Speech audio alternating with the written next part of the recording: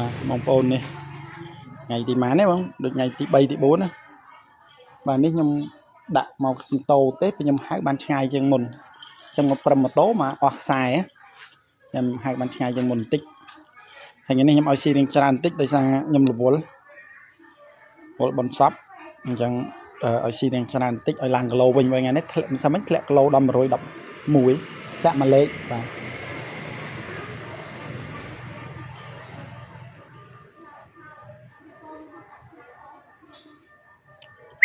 hey.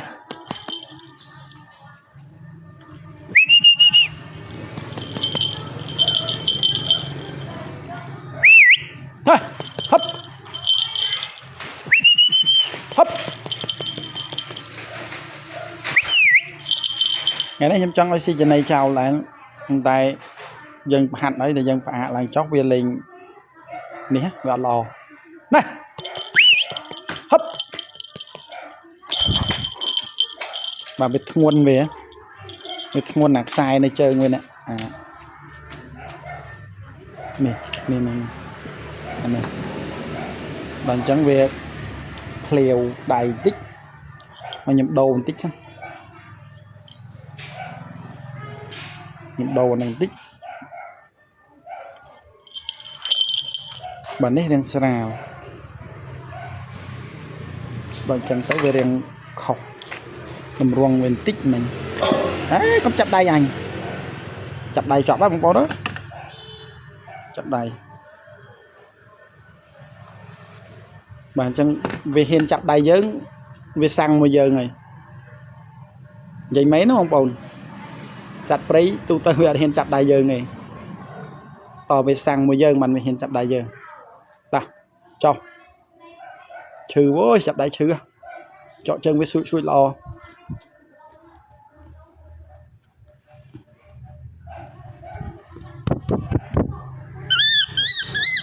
cho nhung admin pay cho nhung chơi toàn play sai bên chơi chẳng này bây giờ tích sẵn à bà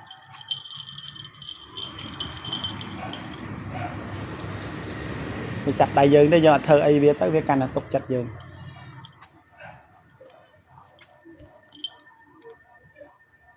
này này hấp này lên arrow mà arrow ha núp arrow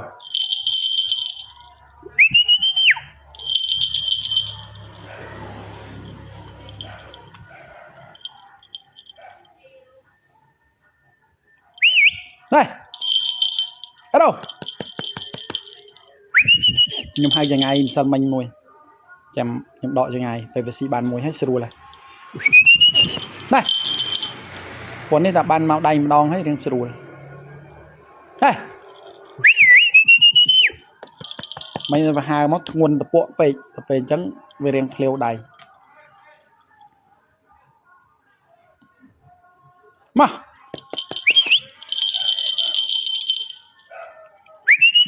hấp hấp yeah good này lẹ trơn màu này nè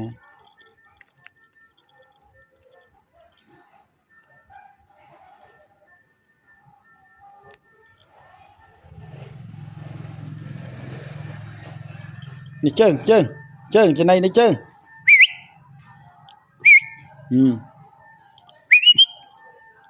trên này trơn nè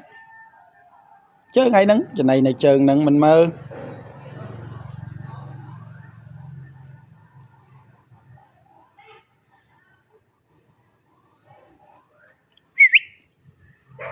trơn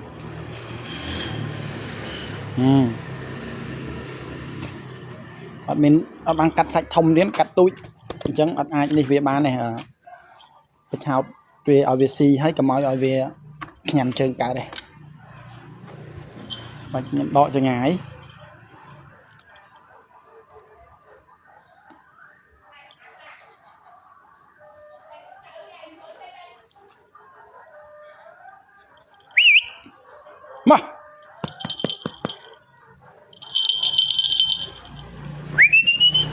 hấp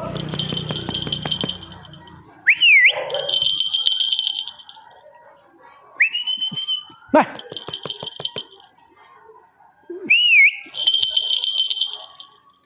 good sẵn này con nhầm chứ bà cú xóa ấy bà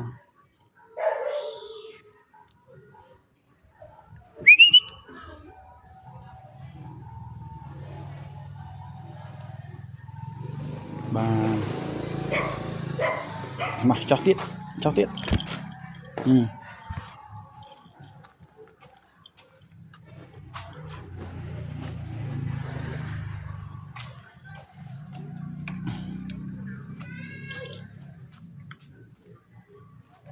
chẳng vì mà tô mà nhom này ai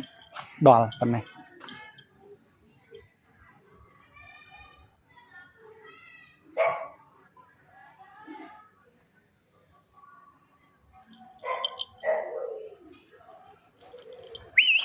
hey! Lên thế nào ế đâu làm hai phi nè hấp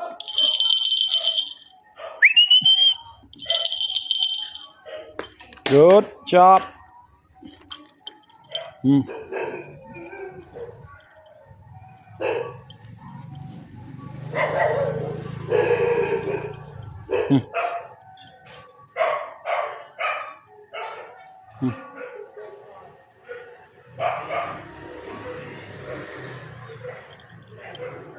mà tại sao nhầm là bố nhầm hai tầm mà đong tía đấy nhầm chọc ấy nhầm hai tầm mà lớn đi tía đây nhầm được buồn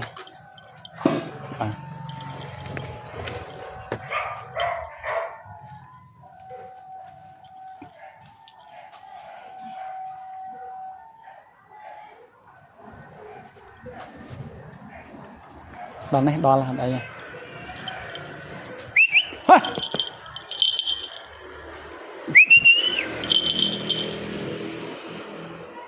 lên hai bộ mùi phần máy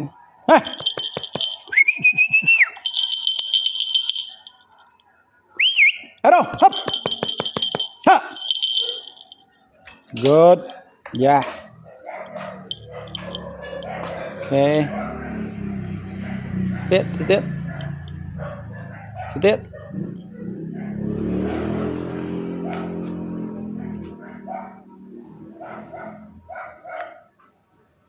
bà chẳng nhầm chọc trên này về mong bốn nhưng bị chọc trên này về ở trên này miền chân ớn chọc ở pin kề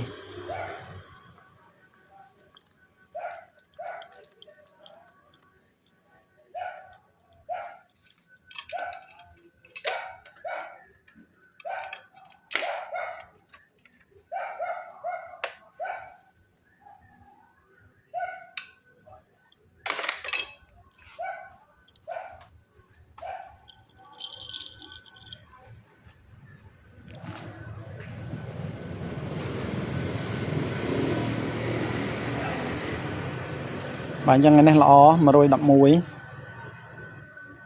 xa sai nhỏ ban hạt thế chân chọc ở chăm khăn sai chăm hạt nhưng mình cái đào ao xì cái đào tụi muối đào hai gì hay lấy đậm hay lấy cái đào nào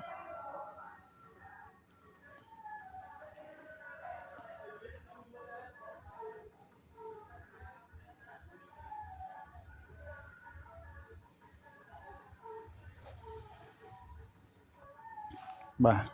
chắc ngày nay lọ mong bồn ngày nay